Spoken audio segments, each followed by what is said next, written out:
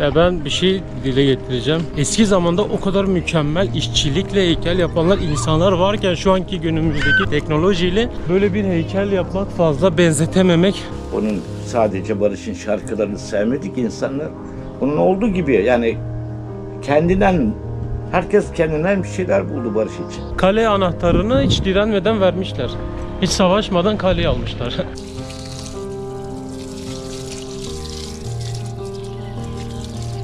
Şimdi yürüyorum öyle eve doğru.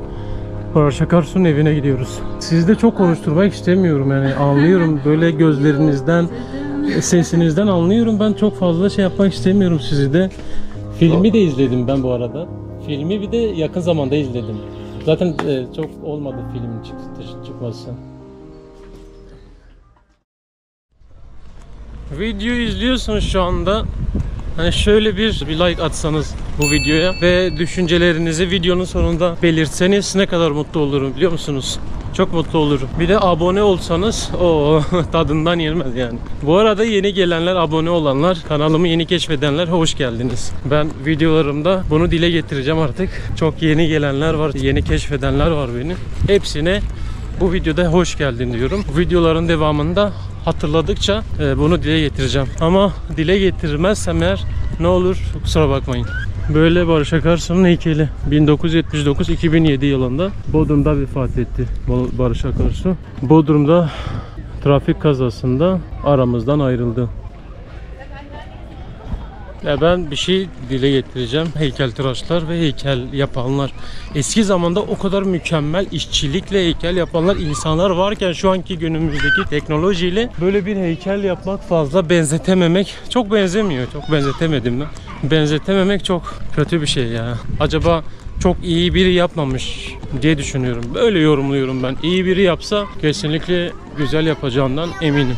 Bakın Amasra Kalesi'nin surları böyle devam ediyor. Boztepe Adası'na bile hakimiyeti altına almış kale. Yani burası da benim diyor resmen. Köprü birleştiğine göre orası da benimdir diyor.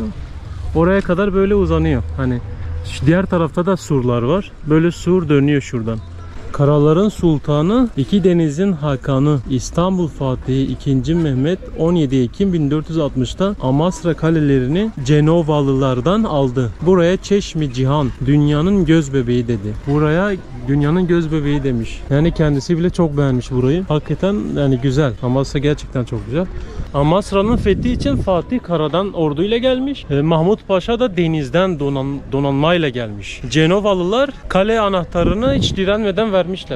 Hiç savaşmadan kaleyi almışlar. Savaşmadan bir kaleyi fethetmek. Düşünsenize ya. Savaşmıyorlar. Kalenin anahtarını teslim ediyorlar. Yenilgiyi kabul ediyorlar. Yeter ki ölmeyelim, kan dökülmesin, kimse ölmesin. Bu tarihte bir ilk olabilir. Şimdi ben dün akşam buraya geldim. Burada ben 2-3 saat işlerimi hallettim. Bayağı bataryamın, GoPro'nun şarjı bitmişti benim. Abi günaydın. Ne haber abi? Merhaba. Merhaba. Tahmin et dün akşam nerede yattım ben? Nerede? Boztepe'ye çıktım ben. Ciddi mi? Vallahi Fener'in oraya gittim. Arka taraftaymış meğersem. Böyle döndüm bayağı karanlıktan, zifiri karanlık. Döndüm düz bir şey buldum böyle. Çadır kurmak için. Her şey yolundaysa sıkıntı yok. Yok vallahi hiç sıkıntı yoktu ya. Sadece hayvanların sesi. Başka bir şey yok. Başka bir problem yok. Vallahi uyudum ya orada. Geceyi orada geçirdim. Yeni mi açtın abi? Çayım çökecek, birazdan çay ısmarlayayım. Eyvallah, çok teşekkür ederim abi. Ben çantalarımı bıraksam. Eyvallah. Çok teşekkür ederim. Vallahi dün akşamdan beri böyle yük olduğum gibi hissediyorum. Estağfurullah, olur mu ya? Allah razı olsun abi. Teşekkür ederim. Barış Akarsu'nun mezarına ziyarete gidiyoruz arkadaşlar. Bahçeden çiçek de aldım. Çiçek kopardım. Ama tabii ki izin aldım. İzin alarak aldım.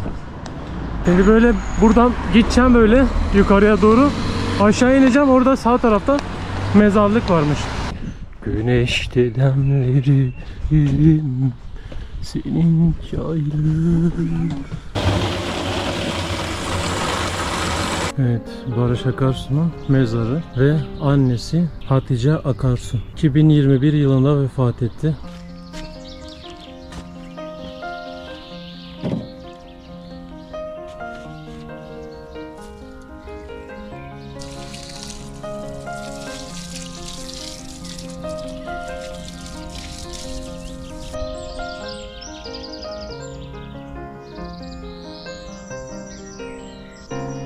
Kalbinizden sevgiyi hiç eksik etmeyin. Çünkü sevgi her şeyin anahtarıdır. Ve paylaştıkça çoğalır. Barış Akarsu. Barış'ın annesini de unutmamak gerekiyor. Bana annelik duygusunun en yücesini yaşatan Barış'ımın yokluğunda bana yoldaş olan barış yürekli çocuklarım, iyi ki vardınız. Barışla kalın. Hoşça kalın. Allah rahmet eylesin. Mekanı cennet olsun. Anne ile oğul kavuştular birbirlerine. Ölümlü dünya. Bir gün hepimiz buraya geleceğiz. Burası bizim evimiz. Asıl evimiz burası. Mezarını ziyaret ettik. Mezarını gördük. Fatiha'mızı okuduk. Şimdi Barış Akarsu'nun yaşadığı eve gidiyorum. Akkonak köyüne gidiyorum. Akkonak köyüne gitmek için dolmuşlarla gitmem gerekiyor. Dolmuşlar varmış. Dolmuşlar şeye gidiyormuş. Akkonak köyüne gidiyormuş. Bir nakit çekmem gerekiyor. Hiç nakitim yok. Su alamıyorum yani. Marketten su aldım. Yani market değildi aslında. Bir tane kafeydi. Su aldım. Kartla ödeyecektim. Post cihazı yok. Adam dedi sıkıntı yok dedi. Ne olacak dedi falan. O kadar ısrar da ettim dedim gidip çekip gelip. Uzakta kaldı. Aslında şöyle bir şey yapsak mı ya, ben bir yemek yiyeyim ya hiç. Daha kahvaltı bile etmedim. Döner 80 lira gördüm. Bir döner yesek mi? 80 lira bence uygun. Ayranla beraber 100 lira olsun. Olur ya. Yani gidip marketten bir şeyler alsam 80-70 lira. 90 lira, şimdi onunla uğraşıp bir şey yiyeceğim. Olmaz. Bir döner yersem iyi olur.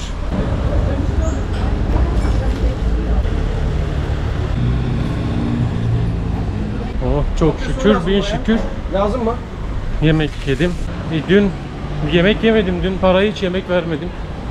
Hiç yemeğe para vermedim dün. Yemek yemedim dün. Dün aç da değildim ya ben. Anlamadım ki. Dün en son neydim ben? En son çorba içtim. Gece hiçbir şey yemedim. O çorbadan sonra hiçbir şey yemedim ben. Acayip bir şey. Çok mutlu oldum şimdi.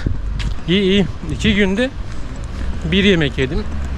Şu anda 100 lira. 2 günde 100 lira. Çok iyi. Bu olabilir de olmuş bakalım. Çakras. Ha, oraya Akkonak köyüne gidiyor mu acaba? Ha, bilmiyorsunuz. Tamam. Akkonak'a gidiyor mu gitmiyor mu bilmiyorum. Akkonak köyündeyim şu anda. İleride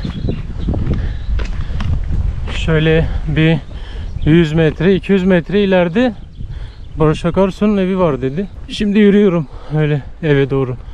Barış Akarsu'nun evine gidiyoruz. Yani bayağı caddeden de burası bayağı uzakmış. Hani ana yola çok uzak. Ben mesela yürümek istesem ana yola hiç gidemem. O kadar uzak ki hiç yürüyemem. Anca burada otostop çekerim. Ana yola çıkarım. Ana yoldan otostop çekerim Bolu'ya. Evet.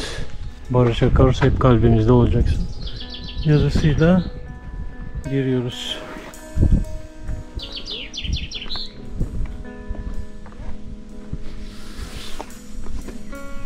Çantalarımı buraya bırakacağım. Şöyle bir etrafı gezelim. Buraları göstereyim sizlere. Az önce Neslihan Hanım'la konuştum birazcık. Burayla ilgili biraz bilgi aldım. Hani Barış Akarsu buraya geldiğinde ne yapıyor, ne ediyor, nerede kalıyordu? Bahçesi Barış Akarsu'nun. Barış Akarsu buraya geldiğinde hani yazları buraya geliyormuş. Yazları baba evinde, köyde kalıyormuş yaz aylarında. Mutfak böyle. Kullandıkları mutfak. Barış Akarsu evi. Burada kalıyormuş. Buraya geldiğinde kaldığı odasıymış burası. Yaz aylarında buraya gelir, bu odada kalırmış. Kulübe, öyle ev, oda yapmış kendisine. Yaşadığı yer burası. Ben buraya girmeden ablasıyla biraz konuştum. Dediğim gibi çok fazla konuşamadı, çok fazla anlatamadı, hani biraz gözleri doldu. Ben de biraz oldum, kötü oldum. Bir de hemen kısa kesmek istedim, yapmak istedim. Pansiyon açmış kendine, böyle bir pansiyon yapmış orayı, üst tarafını. Bu köye gelenler ne bileyim şu yan tarafta sahil mi var, plaj mı var bilmiyorum ama buraya gelip çadırda kalabiliyorlar. Burada pansiyonda kalabiliyorlar. Güzel. Duşu kullanabiliyorlar. Evet, sonra çardak var, mangal gibi. Ben zaten videolarda gösteriyorum. Hep vardı değil mi? Tabii, Hepsi. Burası 30 yıldır var. Yani 40 yılın emeği 30 yıl Maşallah. var yani. Burada hani gelip ateşini yakar, mangalını yapardı. Çok güzel bir yer ya. Vallahi. Şimdi biraz doldu, müşteriler, misafirler var. Burada böyle oturuyorlardı. Oturuyordunuz daha doğrusularda Tabii, diyorum ya, tabii. oturuyordunuz, kahvaltı yapıyordunuz. Tabii. Ne güzel. Orada bir evi var yani yukarıda böyle ahşaptan yapılmış. Kendisi sonradan mı yaptı o yoksa zaten var mıydı orası? Yapım aşamasındayken vardı abi. Daha Vardı. iskeletleri dururken burası benim dedi. Hı hı. Babam da ona göre yaptı. Evet. Sonra işte konser zamanlarında buraya gelirdi ya da tatile buraya geldiğinde evde yatmazdı, direkt oraya geçerdi. Orada yatardı o Aha. küçük yerde. Evet. Sizde çok konuşturmak istemiyorum. Böyle gözlerinizden, Yok dedim. sesinizden anlıyorum. Ben çok fazla şey yapmak istemiyorum sizi de. Açıkçası konuşturmak istemiyorum. Konuşursanız biliyorum biraz kötü olacaksınız. Siz şey dediniz hani artık böyle Amasra'ya her şeyi oraya mı taşıdınız acaba? Eşyalarını Ailemin falan. eşyaları. Tabii Amasra'da benim yaşadığım evde. Ama kapalı şu anda. Şöyle orayı başka bir planlarım var benim, herkesin görebileceği. Şu an eve kimseyi almıyorum. Ama herkesin görebileceği bazı planlarım var. Yani dışarıya müze gibi. Evet. Hani başka bir şeyler daha düşünüyorum, bakalım. Onu da gerçekleştirirsem daha güzel İnşallah, olacak. inşallah gerçekleştirir. Çünkü böyle sürdürmeye çalışıyorsunuz anladığım kadarıyla. Hani gelip görsünler, hala ziyaretçiler, hayranları var çünkü. Hala da dinleyenler var. Ben hala da 29 dinlerim. Haziran 10 gün sonra şimdi gelen hayranları olacak. Pasta kesilecek doğum gününde. Ölüm gününde Kur'an'ımızı okutacağız. Evet. Biz devam ediyoruz hala. Babanız Amasra'da galiba. Orada çalış, Ah, ciddi mi? girebilirsin içeri. Şey, Bakayım ne yapıyor. vallahi müsaitsin. Selahattin amcayı. Baba. Ben... Selamünaleyküm, hayırlı bayramlar. Kurban hoş bayramınız geldiniz. mübarek olsun. Nasılsınız, iyi misiniz? Vallahi iyi işte, ben hem çalışıyorum hem vakit geçiriyorum, oyalanıyorum falan işte böyle. Onarım, Boş dur- bakım. Değil Aynen mi? öyle. Evet. Geniş bir bahçem var. Evet. Bahçenin bakımı etmesi işte çiçeklerdi, serasıydı, ne bileyim işte tamirat, tadilat, boya işleri, her şey bende. Evet. Onlarla uğraşıyorum. Kıştan beri uğraşıyorum da hala bitiremedim. Daha işlerim var. Allah kolaylık versin. Amin yani, ama güzel şey. Hani bu doğayla uğraşmak, bir şeyler üretmek. Evet. İşte çiçeğiydi, işte domatesi, salatalıydı, ne bileyim işte ahşaptan bir şeyler üretmek bana mutluluk veriyor. Sizi gördüğüme çok mutlu oldum, çok sevindim. Ben çocukken Barış Akarsu'nun şarkıları olsun, dizisi olsun izlerdim, hani severek de dinlerdim. Mezarını ziyaret ettim. Bir o da gelmişti buraya. Ondan biz Amasya'ya tanıştık. Ertesi günü buraya geldi. Barış'ın kulübesine yatırdım onun. Hatta kitabı var bende onun. Buraları da yazmış, yani benimle ilişkilerinde yazmış. Kim öyle? Bisikletle Türkiye turu, dünya turuna çıktı o. Hasan Selahattin mi? amca, şöyle bir şey söyleyeyim, yani siz anlattınız ya, hatırlattınız, çok iyi oldu. Ben askerdeyken o kitabı okudum. Bisikletle Türkiye turu yapan, buraya Barış Akarsu'nun evine ziyarete gelen. Yani ben onun kitabını okudum şahsen. Evet, buraya gelmişti. Ben de şey oldum, hani bende de böyle heveslendim. Ben de bir gün şey yapınca, böyle gezince kesinlikle gitmem gerekiyor dedim. Gidip görmem gerekiyor dedim. Ben o kitabı okudum. Hepsini okudum. Evet. Sinop'ta bir hafta geçirdi. Tamam. Tanımadığı insanlarla bir hafta geçirmiş. Şu anda dünya turuna da çıktı o bir ara. Filmi bir de yakın zamanda izledim. Zaten çok olmadı film çıkması.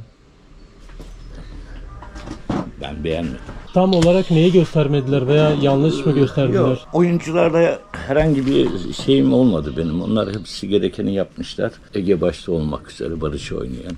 Yani o Ege'de, o şeyde Barış'ı buldum yani. O enerjiyi aldım. Ama senaryo sorunu vardı benim. Çok kurgu yapmışlar filmde. Kurgulamışlar. Gerçek olmayan şeyleri yapmaya çalışmışlar. Aşk hikayesi haline sokmuş filmi. Ne bileyim işte, dediğim gibi Barış'la ilgili olmayan birçok şeyi katmışlar. Hani gerçek Barış'ı yansıtacak, hani onu anlatacak bir film olmadı maalesef. Eksik olan neydi, hani tam olarak Barış Akarsu kim? Ya onun halkla ilişkileri, yardımseverliği, hayvansı çocukseverliği, yani o Barış'ı barış yapan bu değerleri çok göremedim filmde. Neye bu kadar barış sevildi. Ama tek şeysi ya işte halk çocuğu olması, işten candan olması, öyle samimi olması, yardımsever olması, doğa sevgisi, hayvan sevgisi, çocuk sevgisi, insan sevgisi içerisinde yaşantısı oldu. Onun sadece Barış'ın şarkılarını sevmedik insanlar. Onun olduğu gibi yani herkes kendinden bir şeyler buldu Barış için. Çok sempatik, çok enerjik. Tabii Çok samimiydi. Halk dedi ki bana yakın benim gibi bu dedi yani. Evet. Barış için. Onun için çok içselleştirdiler Barış'ı. Alevisi, Sünnisi derler ya hani Kürt'ü, Türk'ü falan. Yani hiç ayrımı yapılmadan Barış'ı sevildi. Herkes sevdi. Aynen. Evet. Aleviler başka sevdi. Kürtler başka sevdi. Türkler yani Sünniler ayrı. Herkesin bir Barış'tan bir parça alıp işlerine sokmuşlar yani Evet. Barış. Hayran kalmıştım şarkılarına. Ben de müzikle uğraşmıştım bir zamanlar. O zaman da zaten onu dinledikten sonra da biraz gitara da çok heveslendim. Bayağı heveslendim. O çok kişiyi o konularda yönlendirdi yani müzik tarafına işte bir müzik aleti. Şimdi ben yıllardan beri buraya gelen barışsever çocuklara, gençlere her zaman onu söylüyorum. Bir müzik aleti çalmasını mutlaka öğrenin. Evet. Çünkü benim de içine ukde kaldı. Mesela ben Zonguldak'ta halk evlerinde yetiştim, büyüdüm diyebilirim. Yani benim orada her türlü işte kursları vardı, saz, gitar, şuydu buydu. Ama biz o zamanlar böyle onlara şey yapmadık. Biz Türkiye kurtarmaya adadık kendimizi genç yaşta. büyük hedefler vardı. Öyle şeylerle uğraşamadık daha doğrusu. Hani öyle içimde kaldı bir saz çalmayı öğrenmeyi isterdim. Ama Barış dedim ki oğlum hani kendi yapamadığı şeyi insan çocuğunda arar ya. Onun gibi işte Sevdirdiniz, şey yaptınız. Ben yapamadım bari o çalsın, şey yapsın. Tabii yani şimdi ben onun bir müzik aleti çalmasını çok istiyorum. Onun için işte önce bir org aldım falan. Duruyor Amasra'da. Bir de saz aldım şey yapsın diye. Onları ikisini de pek şey yapmadı. Bir Özkan abisi vardı onun Bartın'da, ondan gitar bulmuş. O gitarla işte Amasra'da, plajlarda yani işte bir iki kişiden böyle bir şeyler gördü derken öğrendi gitti ya. Onun için ben kumsal şarkıcısıyım der Barış. Yani o kumsalda arkadaşlarıyla onları halka kurardı, ateş yakarlardı. Orada gitar şarkılar, ondan sonra şaraplar, öyle bir hayatları vardı. O dönem onların o arkadaşlık grubu çok harikaydı. Çok teşekkür ederim. Hakkınızı helal edin. Ne demek yavrum? Çok memnun oldum. Ben şimdi nasıl gideceğim buradan? Ben buradan böyle yukarı doğru gideceğim. Oraya araba otostop çekerim. Oradan biri alır illa. Yani Amasra'ya gideceğim. Amasra Bartın yolundan Bolu'ya. Bolu'ya. Aynen. Doğru, Evet, doğru, evet, doğru. evet. İyi, dikkatli Çok ol. teşekkür ederim vakit ayırdığınız ne için. demek. Gerçekten çok memnun oldum. Ben de çok sevindim, memnun çok oldum. mutlu oldum. Çok iyi, çok iyi. Ben sohbetine doyum olmuyordu. Selahattin amcanın gerçekten sohbetine doyum olmuyordu. Çok da fazla rahatsız etmek istemiyorum. Hani çok fazla böyle meşgul etmek istemiyorum. Çok konuştu, çok karışık duygular içerisine girdi. Hani anlatıyor gözlerinden, sesinden anlıyorum hani neler hissettiğini anlayabiliyorum. O yüzden çok fazla şey yapmak istemedim. Çok yormak istemedim. Konuşturmak da istemedim. Bayağıdır 1,5 saattir oturuyoruz ya orada. Ya Akkonak köyünde Barış Pansiyon.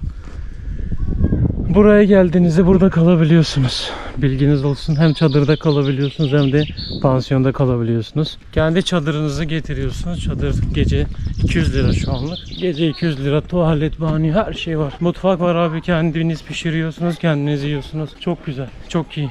Vay be. Şu an acayip yani hissediyorum. Çok acayip hissediyorum. Barış Akarsu'nun ailesiyle tanıştım ya. Babasıyla tanıştım. Kardeşiyle tanıştım. Ne kadar güzel sohbet ettiğim bir saat boyunca. Vay be. Çok güzel bir duygu ya. Vallahi çok güzel bir duygu. Şarkılarını dinledim ve hala da dinliyorum. Yalancı Yarın dizisinden tutun öncesine baya yani. Çok güzel bir şey. Selamünaleyküm. Selam, bagajım dolu ya. Vallahi ben ana yola çıkacağım. Anladım da. Hiç dolu mu? Tamam. Yoksa- Çok teşekkür ederim. Vallahi çok teşekkür ederim. Durduğun için, sorduğun için de ayrıca. demek, Teşekkürler. Eyvallah abi. Şimdi size Amasra ile ilgili bir şey anlatacağım. Ben arkadaşlarla geldim. Bir tane araba getirdi beni buraya. Buradan işte otostop çekeceğim.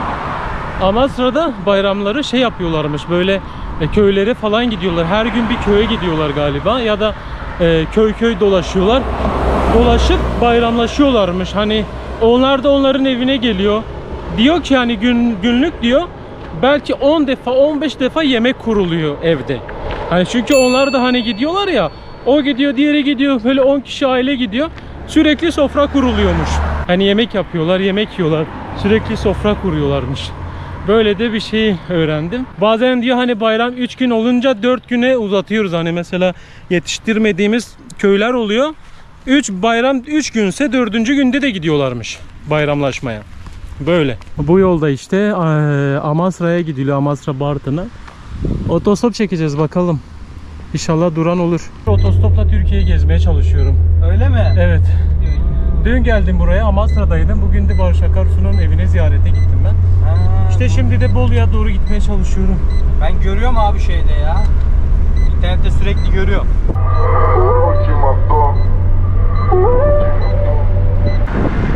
Şimdi arkadaşlar beni buraya bıraktı. Onlar Amasra'ya gidiyor. Ben böyle şuraya geçip otostop çekeceğim. Böyle bir manzarada bıraktılar beni. Baksanıza manzaraya. Tam bir drone manzarası ya. Drone görüntüsü gibi. Amasra arkadaşlar, Amasra işte. İyi ki buraya bıraktı ya. Dedi biz Amasra'ya gideceğiz. Şimdi buraya girdiğin zaman buradan gidemezsin Bartın'a dedi. Şu yoldaki herkes Bartın ve Zonguldak'a gider dedi.